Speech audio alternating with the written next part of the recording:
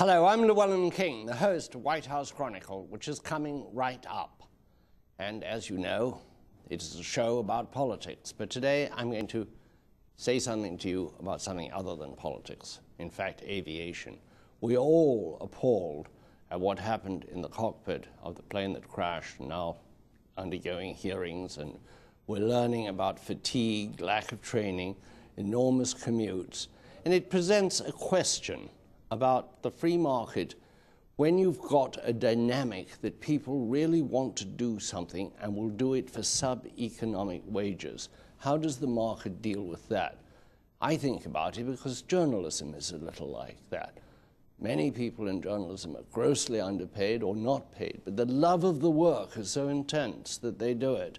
So it was, and so it is, in fact, with many of the pilots in commuter airlines. They love to fly. I myself have a private pilot's license, and I love to fly.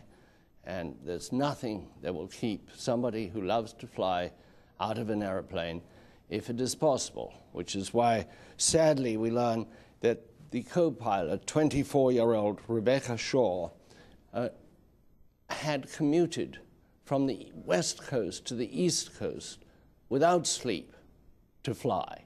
And obviously, she was probably impaired. We don't know that. We will never know. A terrible tragedy, a young life snuffed out. And what was she earning doing what she loved to do? $16,000 a year. It's made easier in the airline tradition because pilots can fly around in other people's airplanes for next to nothing or for free. They sit in the jump seat. But it's not the same as a good night's rest. And it goes on all the time. Commuting 1,000 miles, 2,000 miles is not unusual in the airline business, but the government regulations only take account of the amount of time that a pilot spends in the cockpit at the controls, not the fatigue that is accumulated on the way to the cockpit. You know, we worry about too much regulation. But when we regulate, we tend to get hold of the wrong bit of it. If you're going to regulate pilots, you have to regulate the whole chain, from the time of leaving home to the time of getting in the cockpit and taxiing out.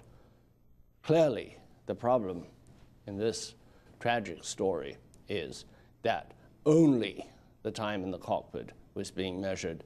And the love of flying, the desire to fly, and it's very understandable, was not taken into account as the airlines, the commuter airlines, paid sub-economic wages.